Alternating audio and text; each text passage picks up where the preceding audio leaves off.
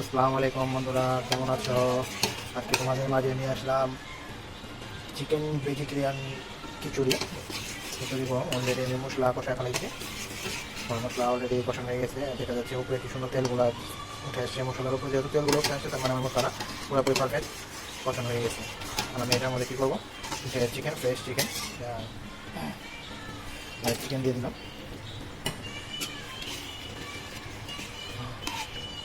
দেখতেই পাচ্ছেন চিকেন দেওয়ার পর আমি সুন্দর করে মশলার সাথে মিক্স করে নিলাম। এখন কী করবো, আমি সুন্দর করে এটাকে 5 মিনিটের জন্য ঢেকে রাখবো। 5 মিনিট হয়ে গেছে, আমি এটা খুলে চেক করবো যে এখন মাংসটা কী অবস্থা। চিকেনগুলো আমার খুব সুন্দর 5-7 মিনিট কষায় ফেলেছি। এবং সাথে এটার সাথে আমি অ্যাড করবো, যেহেতু চিকেন ভেজিটেরিয়ান খিচুড়ি, সাথে আমি পটেটো আর গাজর অ্যাড করতেছি। গাজর দিলাম এখান থেকে মিক্স করে সুন্দর করে 5-7 মিনিট কষাবো। মিক্স করে দিলাম। মিক্স করে দেওয়ার পর আমি আবার এটাকে সুন্দর করে এটার সাথে 5-7 মিনিট সুন্দর করে কষাবো। অলমোস্ট চিকেন ভেজিটেবল কষানো হয়ে গেছে, তারপরে এটা কুকও হয়ে গেছে। আমার উপর একটা আছে, কষানো গেছে। আমি এখন এটার সাথে অ্যাড করে দেবো এখানে মসুর ডাল আর মুগের ডাল, আমরা যেটা মুগ ডাল বলি, দুটোটাই আছে। আমি প্রথমে মুগ ডালটাকে ফ্রাই করে হালকা ফ্রাই করার পর মসুর ডালের সাথে মিক্স করে সুন্দর করে পানি ক্লিন করে একসাথে মিক্স করে আমি দিয়ে দিচ্ছি। আমি এটা এইভাবেই দিয়ে দিলাম। আপনারা চাইলে রাইসের সাথে একসাথে দিতে পারেন। আমি হালকা এটার সাথে কষাই নেব, কারণ আমি এইভাবে রাঁধতে খুব পছন্দ করি আর রান্নাটা খুব সুন্দর হয়, তাই আমি এইভাবে দিয়ে দিলাম। আপনারা চাইলেও এটা রাইসের সাথে মিক্স করে দিয়ে দিতে পারেন। এখন এটার সাথে সুন্দর করে মিক্স করে নেব। আমি এটার সাথে 4-5 মিনিট কষাই নেব, যাতে করে এটা ভালো একটা টেস্ট পাওয়া যাবে। দেখতে পাচ্ছেন 4-5 মিনিট কষানোর পর এটা আমরা রাইস দেবো। আমি এটাকে এখন 4-5 মিনিট কষাবো মাংসর সাথে ডালটাকে সুন্দর করে। 4-5 মিনিট কষা হয়ে গেছে ডালটা মাংসের সাথে সুন্দর করে 4-5 মিনিট কষা হয়েছে। এখানে যেন মুগ ডালটা ভালো করে ভুনে যায়, মুগ ডাল সহজে বলতে চায় না, তার জন্য আমি সুন্দর করে 4-5 মিনিট কষা হয়েছে এটার মধ্যে। এখন আমি এটার সাথে অ্যাড করে দেবো রাইস। আমি এখানে 1 কিলো বাসমতি রাইস নিয়েছি। এটা আমি সুন্দর করে ক্লিন করে ঝাড়া দিয়ে রাখছিলাম, যাতে আমার খিচুড়িটা খুব সুন্দর ঝরঝরা হয়।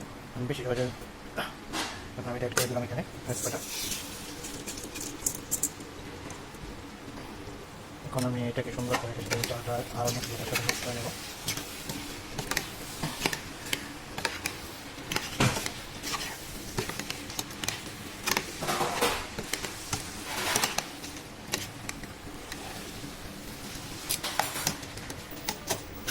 সুন্দর মিক্স হয়েছে। আমি এইভাবে এটাকে 4-5 মিনিট এভাবে চালটাকে মশলার সাথে সুন্দর করে হালকা কষায় নেব।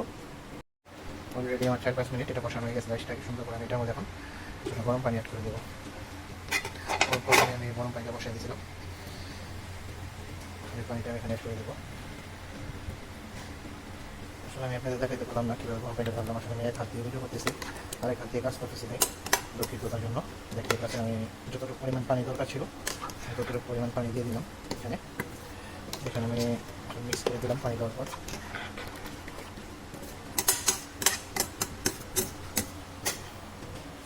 আমি কিছুটা পরিমাণ সল্ট অ্যাড করে দেবো,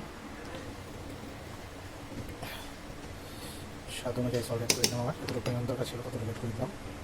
এখন আমি এটাকে কী করবো, এইভাবে ফুল হিটে 5 মিনিট ঢেকে রাখবো। 5 মিনিটের জন্য দমে দিয়ে দিলাম ফুল হিটে। আমি এখন এটা চেক করবো একটু। অলমোস্ট 5 মিনিট আমি ফুল হিটে এটাকে কুক করছি। এখন আমি এটা সময় ওটা মিডিয়াম আঁচে দিয়ে দেবো। আচ্ছা, মিডিয়াম আঁচে দিয়ে দিচ্ছি। এখন এটা চেক করবো। অলমোস্ট আমার পানি শুকিয়ে আসছে। আমার এখন মিডিয়ামে দিন এটা আমার আস্তে আস্তে বড় হয়ে যাবে।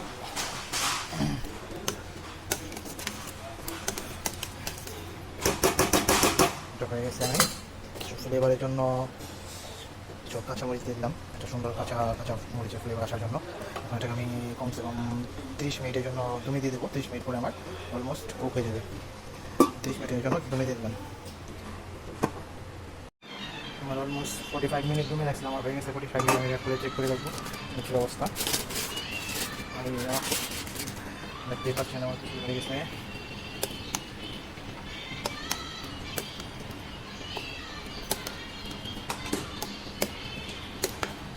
দেখতেই পাচ্ছেন দেখছেন কি সুন্দর জল হয়েছে আমার কিছুটা, দেখতে কতটা সুন্দর, কালারটা কতটা সুন্দর আসে।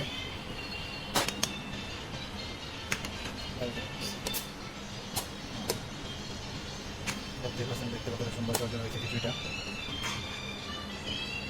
ভিডিওটা ভালো লাগলে চ্যানেলটিকে সাবস্ক্রাইব আর লাইক কমেন্ট করে যাবেন।